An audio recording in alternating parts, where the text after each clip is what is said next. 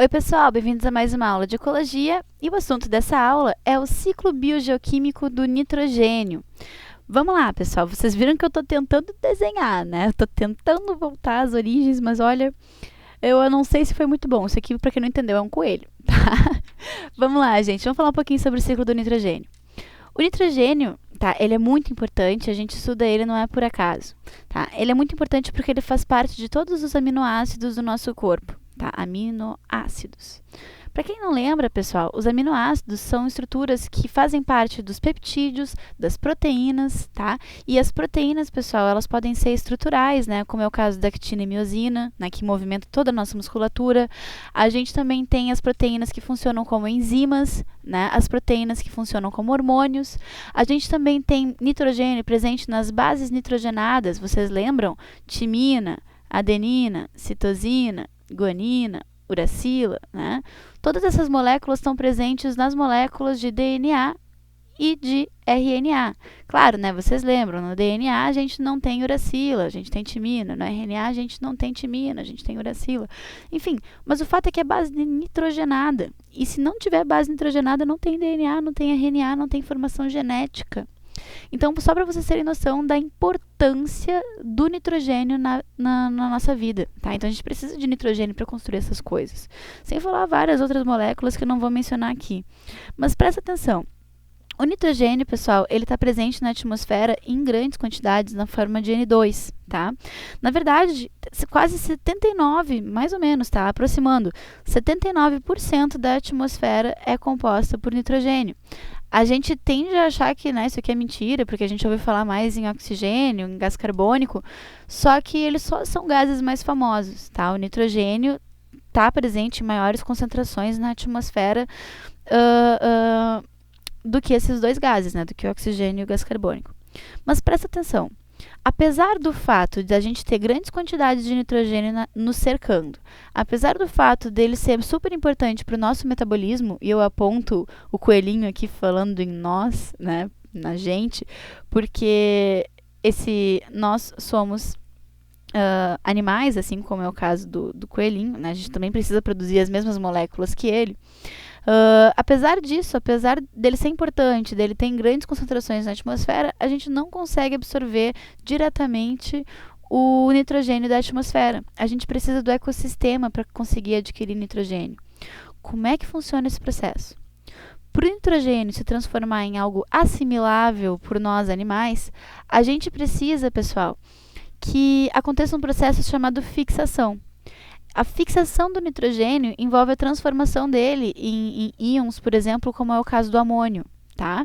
Só que, presta atenção, a fixação ela pode acontecer de duas maneiras. Ela pode acontecer graças à radiação, tá?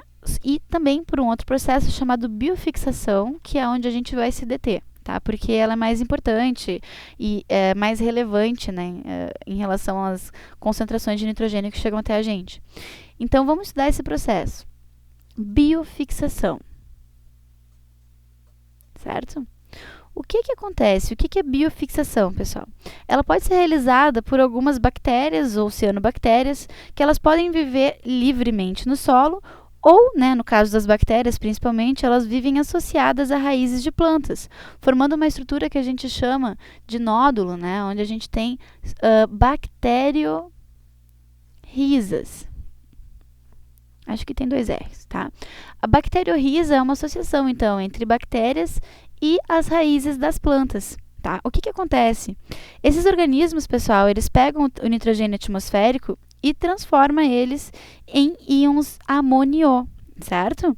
E esse amônio, pessoal, vou escrever aqui para vocês não se esquecerem, amônio, tá? E aí, esse amônio, pessoal, as plantas elas podem absorver. Tá? E aí elas vão utilizar o nitrogênio que tem no amônio diretamente para produzir o seu DNA, seu RNA, suas proteínas, seus peptídeos, seus aminoácidos, né? E vão utilizar diretamente esse amônio, caso ele seja transformado em função de bacteriorrizas, né? Ou então, se ele for feito por bactérias de vida livre, essas aqui são minhas bactérias de vida livre, tá? Também vai acontecer a formação de amônio. Só que esse amônio, né, pode ficar livre no solo. E aí, esse amônio, pessoal, então vamos só retomar. Biofixação, a gente tira o nitrogênio da atmosfera e transforma ele em amônio. Biofixação pode ser feita por cianobactérias, por bactérias de vida livre ou por bactérias que estão associadas a raízes de plantas. Essas bactérias que estão associadas em raízes de plantas formam estruturas que a gente chama de bacteriorrizas, tá? E transformam o nitrogênio atmosférico em amônio, que vai ser utilizado para a planta para produzir essas coisas. Se esse amônio foi feito por bactérias de vida livre, pessoal, aí o que acontece? Ele vai ficar solto no solo ou então pode ser invariavelmente absorvido também.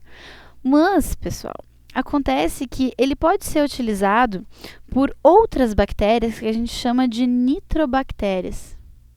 Nitrobactérias. O que elas fazem? Tá? Essas nitrobactérias são bactérias que a gente chama de quimiosintetizantes. Tá? O que é quimiossíntese? É um processo similar à fotossíntese. Esses seres vivos, eles produzem glicose também, ou alguma outra matéria orgânica mais simples, também a partir do gás carbônico, também a partir da água. Só que a energia utilizada para fazer a matéria orgânica não vem da luz do sol, vem de uma reação química. Por isso que a gente chama de quimiossíntese e não de fotossíntese, né? Fóton, né? Vem da luz do sol. Então, eles são autótrofos também, produzem seu próprio alimento, mas através de quimiossíntese, não de fotossíntese. E essa reação química envolve, pessoal, a oxidação do amônio, tá? O amônio, pessoal, pode ser utilizado para a formação de nitrato, né? Só que antes disso a gente forma nitrito, e depois a gente faz nitrato.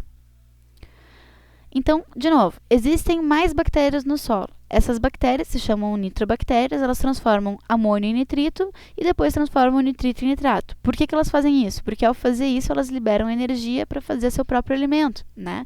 E essas substâncias ficam livres no solo. Gêneros importantes que vocês lembram, tá? Que para vocês lembrarem. Nitrosomonas e nitrosococos.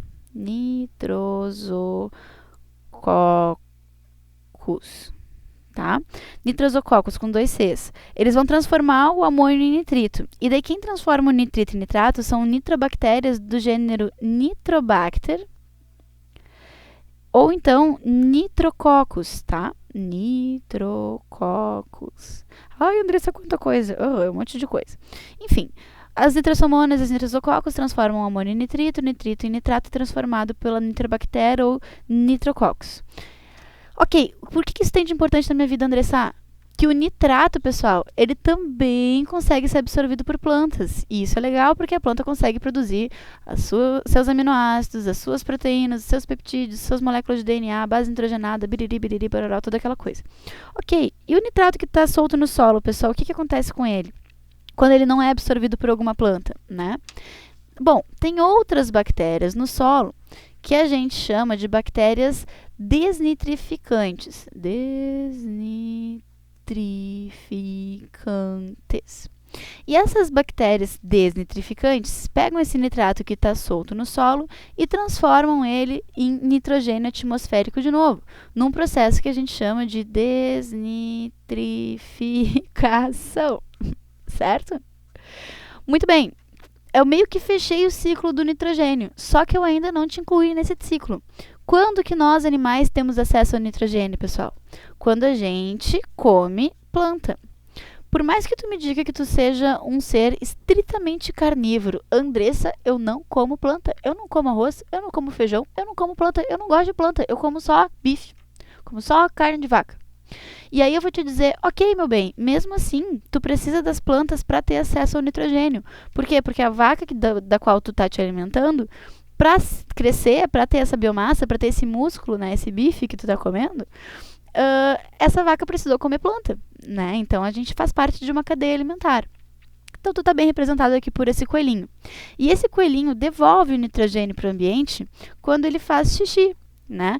O xixizinho, pessoal, da gente, a gente chama isso de excreção, né, para ser um pouco mais científico, né, no meu falar, né, a gente acaba produzindo, pessoal, ureia, ácido úrico, né, por exemplo, tem animais que fazem xixi na forma de ureia, né, mamíferos, por exemplo.